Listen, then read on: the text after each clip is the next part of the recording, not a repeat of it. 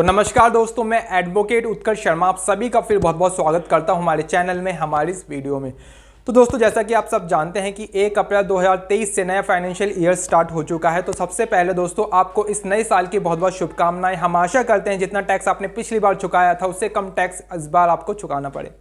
तो दोस्तों, अभी हमारा जो पुराना फाइनेंशियल ईयर था 22-23 वो ख़त्म हो चुका है ना, और हमारा असेसमेंट ईयर स्टार्ट हो चुका है। तो अब हमें रिटर्न फाइल करनी है अपनी। जो हमारे फॉर्म जो है रिटर्न के, वो 10 से लेकर 15 तारीख तक के बीच में नॉर्मली आ जाते हैं, जिसमें ITR 1, ITR 2, ITR 3, ITR 4, ITR 5, ITR 6 इस तरीके के, ITR 7 इस तरीके के हमारे ये फॉर्म होते हैं, जो कि 10 से 15 तारीख तक के बीच में हमारे फॉर्म आने स्टार्ट हो जाएंगे। जैसे पहले आएगा ITR 1, फिर 4, फिर 3 इस तरीके से आने स्टार्ट हो जाते हैं।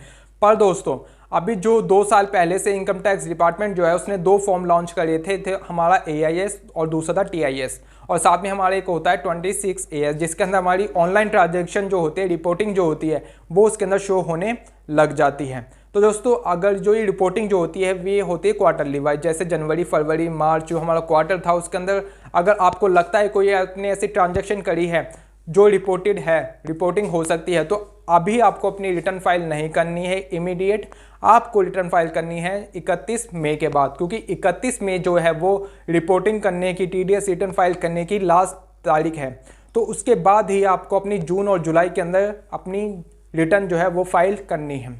क्योंकि दोस्तों, जो आपकी ये जो जून और जुलाई है, तो आपकी जो रिपोर्टिंग हो जाती है 31 में जो है, लास्ट डेट को भी अगर कोई आपकी रिपोर्टिंग करता है तो 1 से लेकर 5 तारीख तक आपकी जो है इफेक्ट जो है उस रिपोर्टिंग का आपके पोर्टल पर शो होने लग जाता है, और उसके बाद ही आपको अपनी रिटर्न जो है दोस्तों फाइल करनी होती है।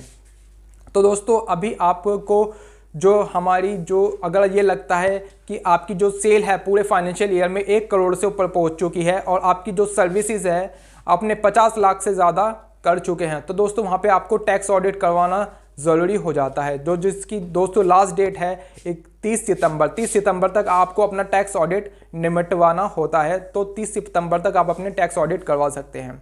अब बात करते हैं अब हम कौन कौन सी रिटर्न जो है दोस्तों फाइल कर सकते हैं।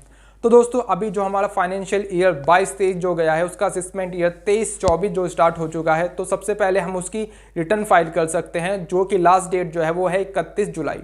31 जुलाई तक हम बिना लेट फीस के अपनी ये रिटर्न नॉर्मली अच्छी तरीके से बनवा सकते हैं, फाइल कर सकते हैं। वहीं पे दोस्तों फाइल तो हम 31 दिसंबर तक भी कर पाएंगे, पर वहाँ पे दोस्तों हमें 1000 या 5000 रुपये की लेट फीस देनी होती है, और साथ में हम अपना TDS भी दोस्तों नॉर्मली क्लेम कर पाएंगे। और उसके बाद 31 दिसंबर 2023 के बाद अगर हम ये रिटर्न नॉर्मली दोस्तों फाइल नहीं कर पाएंगे। और वहीं पे दोस्तों जो हमारा अभी जो फाइनेंशियल ईयर 21-22 और 20-21 जो गया है, जिसका असेसमेंट ईयर 21-22 और 22-23 था, उनकी रिटर्न भी दोस्तों हम फाइल कर पाएंगे, जिसमें कि हम ITR U की मदद से उनको फाइल कर पाएंगे, जहां पे हमें 1000 से लेकर 5000 रुपये की लेट फीस देनी होगी। तो दोस्तों कुल मिला के हम 3 साल की रिटर्न जो है अपनी वो फाइल कर सकते हैं, है ना। और अगर दोस्तों आपने कोई 10 लाख से ज़्यादा की FD बनवा ली है, 10 लाख से ज़्यादा का कैश जमा करवाया है, या 10 लाख रुपए तक का अपने क्रेडिट कार्ड का बिल चुकाया है, तो वहाँ पे आपको दोस्तों अपनी क्या नाम है रिटर्न दोस्तों फाइल करनी बहुत ज़्यादा कंपलसरी हो जाएगी। और ये ट्रांजैक्शन जो होती हैं इस तरीके की, ये रिपोर्टेड ट्रांजैक्शन होती है ना। तो 31 मई के बाद ही इस तरीके की अगर आपने ट्रांजैक्शन हुई है तो आपको रिटर्न फाइल करनी है 31 मई के बाद ही दोस्तों, है ना। और दोस्तों, अब जैसा कि आप जानते हैं कि अब हमारा जो फाइनेंशियल ईयर जो है वो स्टार्ट हो चुका है ना। और आपको हमने एक लिमिट बताई थी, क्या नाम है, 10 लाख कैश जमा करने की एक पर फाइनेंशियल ईयर। तो दोस्तों अब वो लिमिट जो है 10 लाख की आपको पूर्ण प्राप्त हो चुकी है। आप 10 लाख तक का कैश इस फाइनेंशियल ईयर में दोबारा से आप जो है जमा करवा सकते हैं, क्योंकि दोस्तों आप जैसे कि जानते हैं कि अब हमारी जो रिटर्न जो है, रिटर्न के फॉर्म आज आ जाएंगे और आप अच्छी तरीके से अपनी रिटर्न फाइल कर पाएंगे, है ना।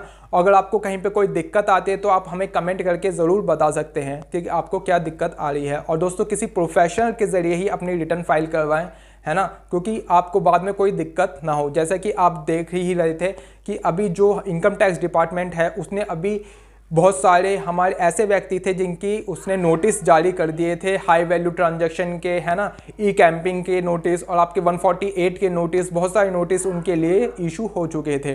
तो दोस्तों है ना। अब आपको रिटर्न फाइल करवानी है तो दोस्तों साल भर में एक बार फाइल होती है, किसी प्रोफेशनल के ज़रिए ही फाइल करवाएं।